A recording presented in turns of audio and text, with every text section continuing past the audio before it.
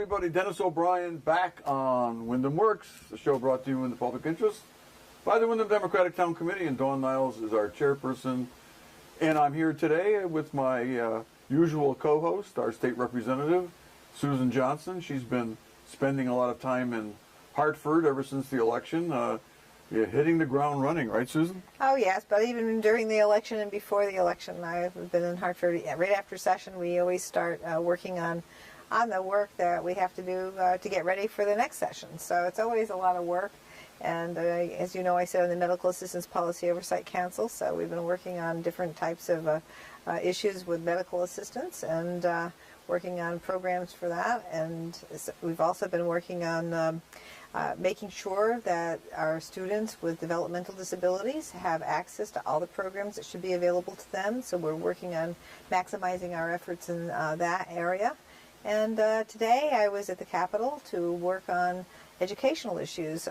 We had an appropriations meeting to work on a vision for the budget for next session, and also education. We had the Commissioner of Education there. Commissioner Wenzel was there talking about the work that's been going on in the Windham Public School System and how well the Windham Public School System is done. And we were there, right, Dennis? We were there talking about Windham Public Schools and how our students are graduating at a higher percentage now since Patricia Garcia became the superintendent. And they're doing great with their math scores. Those things have improved because Superintendent Garcia here in Windham started a summer program for our students. So now they're doing really well in the junior high, so they'll be ready for the kinds of jobs that are available in the technical sphere or going to college. And so she actually raised it with me and said how pleased she is with the work that's going on here in the Windham Public Schools with Superintendent Garcia. So she's bringing her back to Hartford to bring some of the work that she's done here in Windham to the other schools that have had trouble as alliance districts and have had trouble with performance in the past. So it's really good to hear that Hartford is recognizing our superintendent of schools and the work that's been done over the last, 2 years since she's been here. And so that was that meeting, and then we had the superintendent of the technical schools that we were speaking with.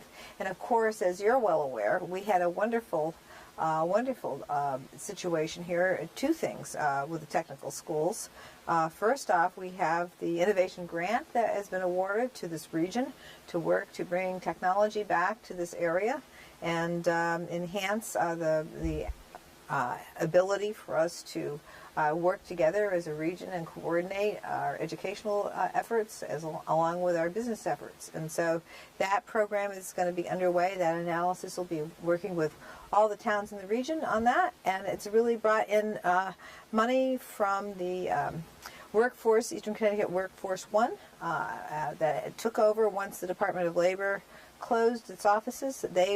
We just did a ribbon cutting a few weeks ago there. And down in the plaza there, we have now Workforce One that's taking up the work of what the Labor Department did, but also coordinating with our innovation grant and doing a lot of work with our technical schools and bringing us forward to work with all the manufacturing places that we have here in Connecticut. So there's a lot of really good stuff, and I'm very pleased that we're moving forward, and it's great news, all of it. We're working hard. We have a lot of things to do, and manufacturing is really at the top of the list for our speaker to be. Joe Arasimowicz, Representative Arasimowicz, is doing great work promoting manufacturing in the state of Connecticut, and I think that the commissioners in the governor's office, they're all listening to those efforts that are being pushed forward. So our Windham Tech School is doing great work, and our regular Windham school system also is doing great work. So that's pretty much what I focused on today. That's just today, huh? That was just today. All right. That's very good. Okay, well, what was it, a couple of Sundays ago, we were at the Wayne Walk for Warmth. Yes. And that's where we met our guest tonight. He is Ahmet Kaglar. And welcome to the show. Thank you. First time on television here. Yes. Okay, it's great. We're honored to have you as our guest. And we encountered Ahmet when at the beginning of the program they had a service in the church, in St. Joseph's Church, and they had several local members of churches speak. Jeremy Schwartz, the rabbi, spoke along with one of the priests. Reverend Ann, and of course Larry, Father Larry. Father Larry LaPointe, Yeah.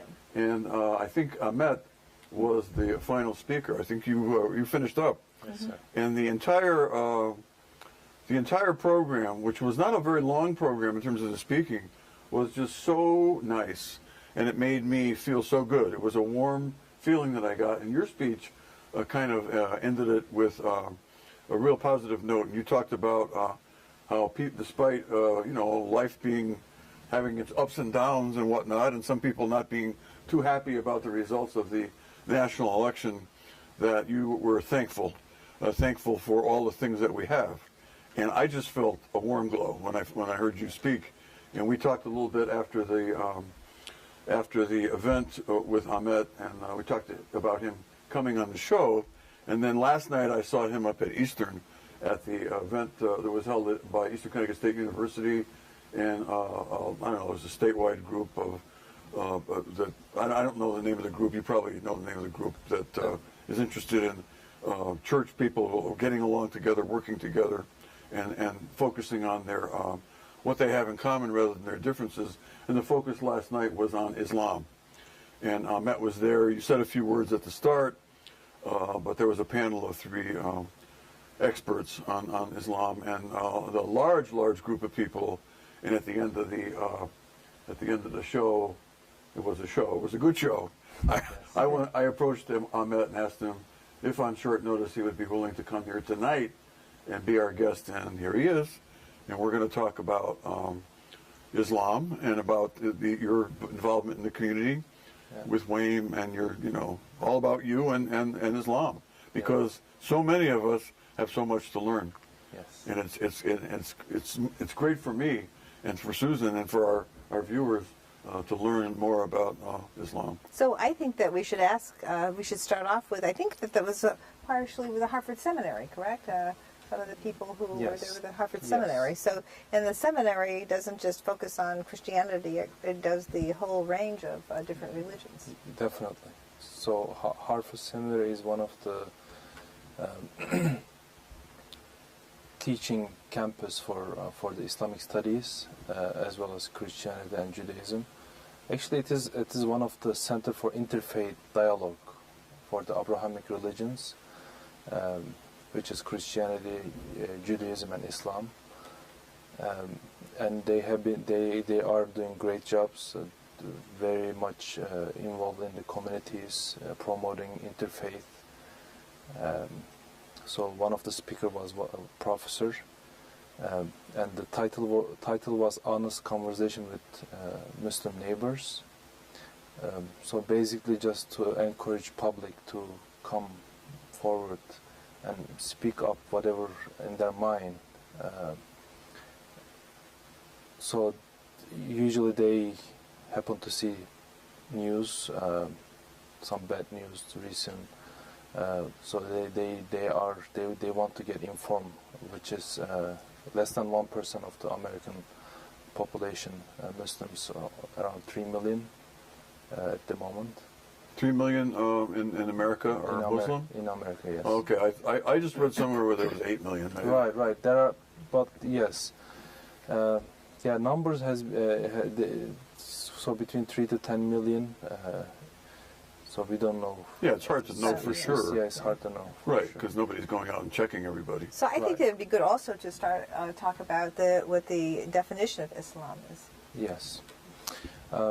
So, but overall in the world, it's 1.7 billion to 2 billion. So it is one of the largest faith, right after Christianity, and the growth rate is higher than Christianity. So it will be even soon enough. So the reason I want to share this, we have to get along. There is no other option. Fighting is not an option. It cannot be. So it is over 50 different countries.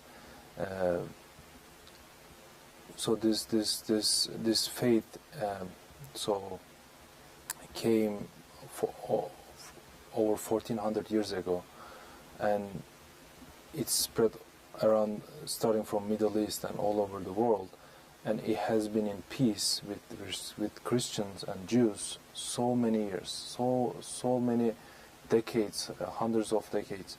So it has. So we have except last 20 years or so. So it has been a problem in the Middle East. And I don't think the problem is faith. The problem is ignorance, the poverty. People are economically depressed, in a bad condition. So as a result, we are seeing this kind of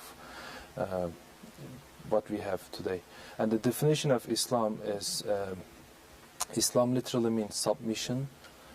Muslim literally means those who submit to word of God, the will of God, the teaching of God, and we do believe same God. This is very important. Yes. Yes, and all Muslims believes Jesus, and Mary, Moses, Ibrahim, and so on. So we are, we are pretty much believe all the Abrahamic prophets.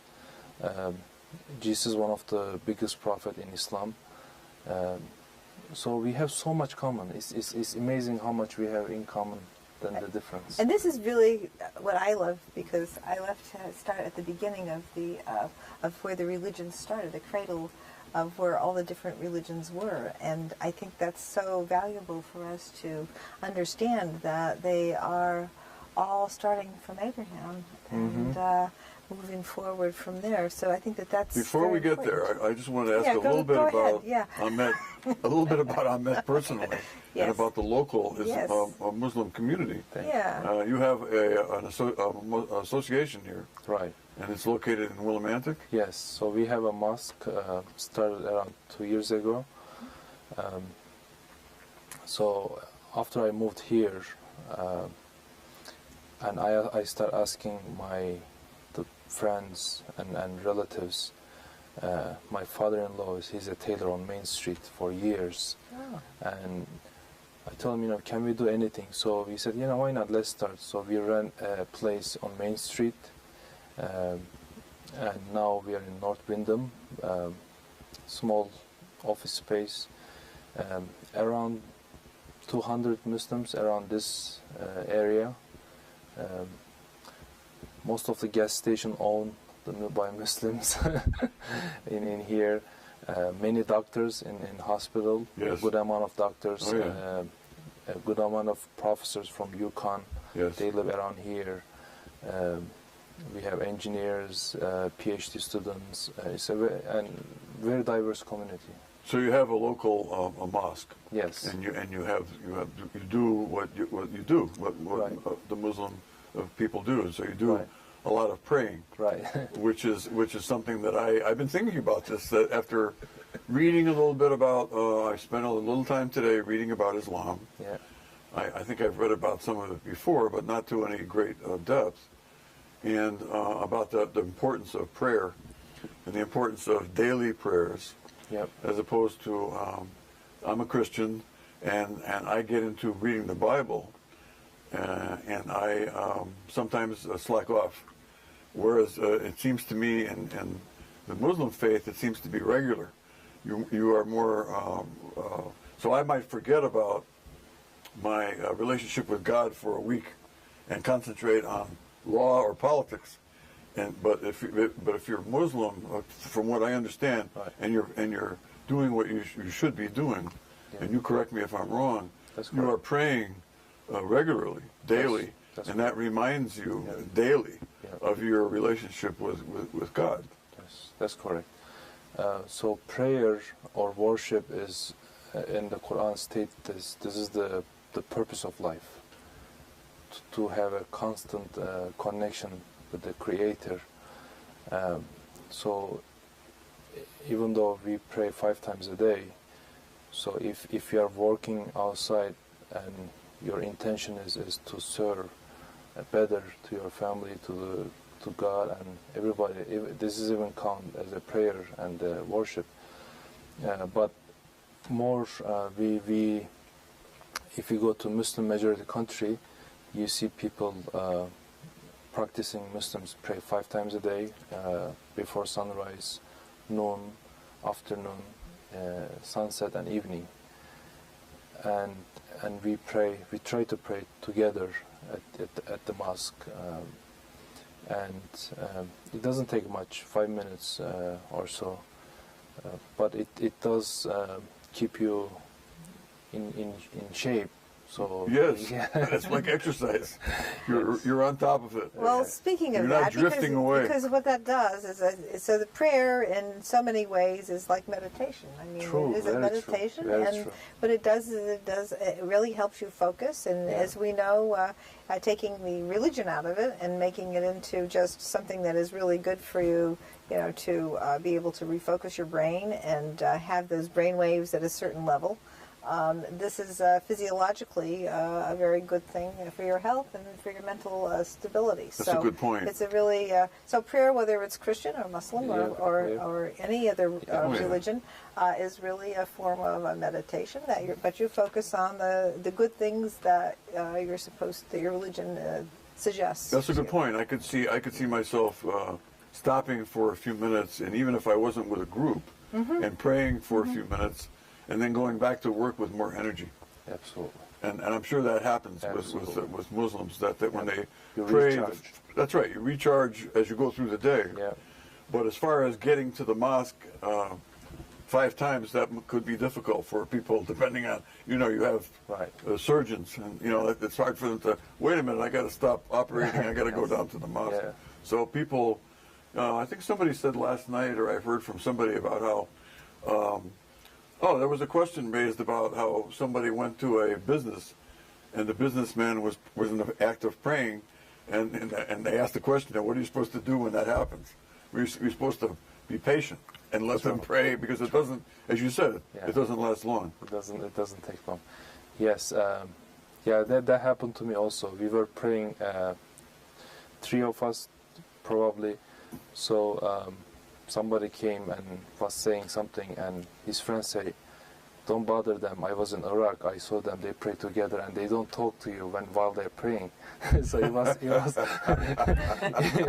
so it was funny. So they waited for us to finish. They say, we didn't want to bother you, and so on. Well, it's so important. Last night's event, and just having you at the Wayne session and giving your perspective on, we started out with Larry LaPointe, who's a terrific speaker, and then the rabbi spoke, and the other Reverend Ann. Reverend Ann spoke, and then you finished up. And I just thought that was such a great program. And to have the perspective of all, you have the 3 monotheistic religions all based on Abraham, Christians, Jews, and Muslims all together. And there's we have so much in common. And for all this bad publicity that Islam has gotten through, the last presidential campaign, I won't say more about it, but it's important, I think, for people to understand. Yeah. And there are lots of this is a primarily Christian country in terms of population, and there are lots of Christians out there committing all kinds of bad acts. And in every group there are people who misbehave, but that doesn't mean that everybody in the group is like that. And I think that's what we need to dispel that notion about Muslims, because of what some of the things that have happened with ISIS. Absolutely. And this is the solution for the extremism. This is how we can solve: getting together and organizing more events together. This is what the extremes, terrorists doesn't want to do. Is they want to divide us. Yes. That's how you get in the fight. But if we get together, you notice that we are more like than difference. So it is very much. This is what we need, Yeah, Well, you I come to the like right place. I like William the, is a great place for what that happened because we're very diverse. it is. in the Chronicle today. They had remarks about last night's session. Did you see the paper today? Yes. Yes, and I think that one of the professors, and I don't remember her name, but they had her featured in the page there about her remark. And someone had asked, there were a series of questions that were asked, and the first one that someone had asked that was reported on anyway was the, what are the origins of your religion, of the Muslim religion of Islam? And she said, well, we don't blame Eve. Oh, about creation. About creation. And I just wondered if you wanted to go on a little bit about that. Yes, I thought that was a very, you got a good laugh for that, and I thought that was pretty good. Yes, we did. It is the stories is very similar in Torah, Gospel with Quran, and the difference is we have so we don't blame Eve for the mistake. So everybody is responsible for their own fault instead of blaming each other. So this is one of the theological aspect of Islam,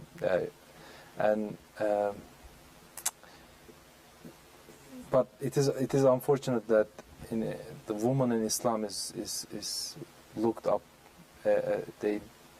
Many people from outside, they think the woman has been oppressed and so on. But honestly, at the start of Islam in the spread, the woman has been elevated to one of the highest level in the society. Before the Islam, the woman just like an object bought and sold in the public space. But Islam has brought so much rules and regulations and respect to the woman. So it is very important to share with public this, and most Muslim women, those who practice covering their head, it is by their choice. We saw last night we had two women speakers. One was didn't practice this, and the other did. So everybody is free to do. Nobody is forcing nobody. Yeah, she mentioned that I think the woman from Harvard Seminary who was covered mentioned that she does it voluntarily because she wants to be. It reminds her of her commitment to God. Right. Mm-hmm. Yeah.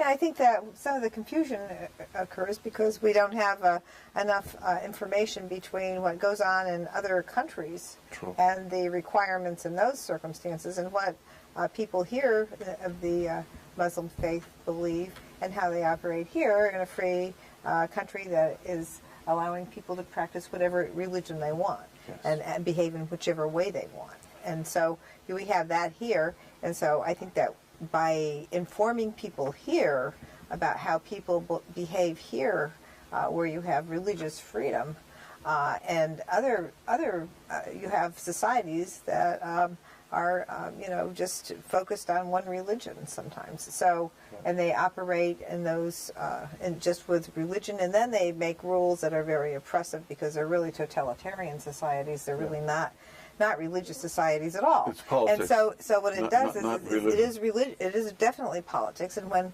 that's what the founders of our country wanted to do, they wanted to make sure we separated the church from the state and didn't have that kind of religious control and let people go off and do whatever they want to believe in. But in terms of our government and how our government operates, we want to make sure that we let everybody believe what they want, do what they want with their religion, and that we are able to, move forward that way. Because of course there are different ideas about how to live in all different religions, even all these denominations of religions. Christianity has, of course, Protestants and Episcopals, and, Catholics. So it's really a whole lot of different divisions. I mean, I have to say that my great aunt was one of the first women to graduate from the Harvard Seminary in 1938, but it was not until 1970 she was able to be a ordained Methodist minister. It took all that time for her to get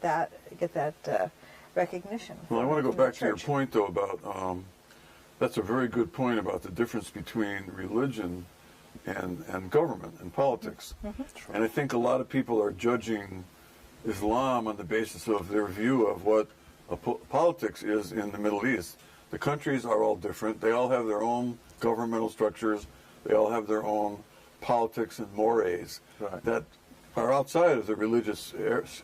But I think because some people here may assume that everybody there is the same, and that it's all related to religion. It may not be. It may be just related to a culture or a political culture. And that is something that I think I haven't thought about. And I consider myself to be, have an inquiring mind. And, I think you have done a great service to all of us by coming to the WAME event and, and talking and getting to know people and having people get to know you. I noticed last night you were in great demand.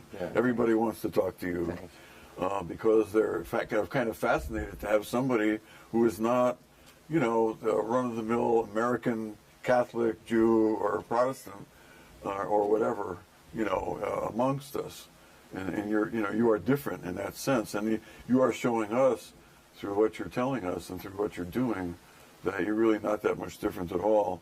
So it's very important for people to get that. And I think one of the reasons I wanted to have you on the show is to continue to the discussion from last night about Islam. I mean, that was a fascinating discussion, except that there were a lot of questions asked, but there are more questions. I mean, I'm fascinated by the whole history of Islam and how it developed in, I guess, the 7th century, 8th century, through Muhammad, who is considered to be the last prophet. I've read up on it now, and I have never read the Quran. Never, but I'm getting the notion from reading about it that it's probably not as long as the Old Testament. No, it's not. No, the Old Testement's pretty.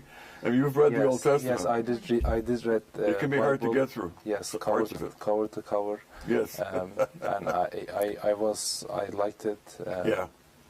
It is very inspiring. Quran is a bit shorter version. Not much in detail in terms of some of the names, location, persons, but overall it is very similar message. Yes. So it encourages the reader to be a good person, to believe in God, and always be conscious of every act and believing hereafter. So it will be a day of judgment for everything that we do.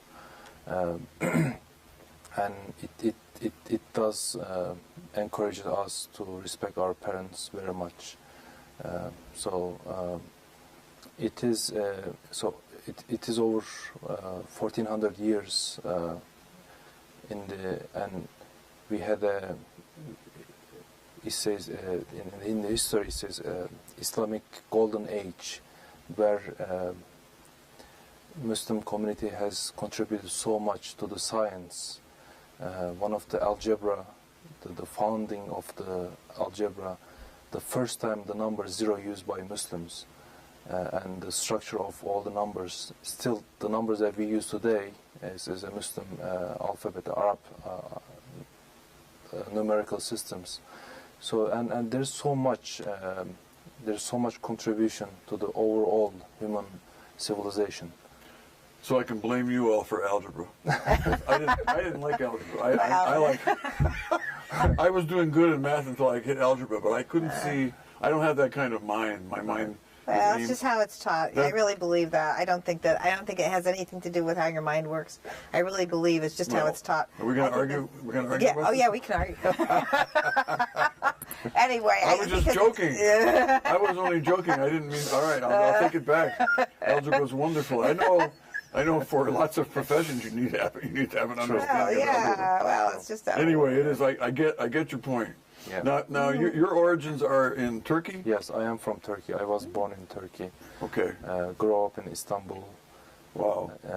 Yeah, it's a big city. What a history that has. Yes, almost. We have there's a Turkish association here, and Right. they come to the capital every year, Yeah. and the food is fabulous. Oh, It was yeah. just very wonderful. Thank you. Really enjoy that when they're there, and I really do want you to tell us a little bit about how you shared some of your experiences there, and your message when you talked to us during the Walk for Warmth. Was about thankfulness, Right. and I think that was I think that's what really moved both of us. I think Thank we were really very, very pleased to hear that, because we do forget to be thankful, and I think that what you were telling about the living circumstances there compared to here, and if you would just go and kind of go through that a little Right. bit, that would be Thank you. wonderful. I'd love to hear So that. the title of my speech was "How to Make America Thankful Again." Yes. So Very clever. Yes, after watching all this recent election, the speeches, and every time I see people are complaining too much, I said, "Wow, they don't even know what what they are complaining. They should be thankful." Yes, relatively, the life here much better than other countries. Even developed countries, if you compare together, we have to be thankful. We have to be thankful, and I mean, so much. We can. It's a countless of everything. And I mentioned water. I did grow up, and I was born in a house. We didn't have water. There was no running water. We only had one well for the whole village. And we used to walk every day, many times a day, just to bring some water to the house. And along the way, some of them splash it around. Half of them comes to the house again, go back and forth. And sometimes when I turn on the water in the morning, and it is hot, and I say, "Wow, this is amazing." Right. It is. I get emotional. Like, I remember those days. Yeah. We have to. How can I be not thankful? I'm so thankful. You're right. Yes, and we have one of the best water, fresh water. I lived at other towns, but Windham area is one of the nicest. Oh, it's delicious. It is delicious. We Yes. just drink from. Our water department does a great job. They are, and we are blessed. And we are living in a region that fresh water resources is great. Susan's always talking about that wonderful big aquifer we have underneath us. Yes. Yeah. That's right. We're I lucky. do. Well, it's not just the aquifer; it's the level of water that we have all the way up from northern Connecticut, all the way down through the rivers, the Fenton River, and coming into our watershed here. Yeah. I mean, we do have excellent water, and we have a huge amount. So we're very, very lucky. And now I'm going to digress for a moment because we are working on a statewide water plan.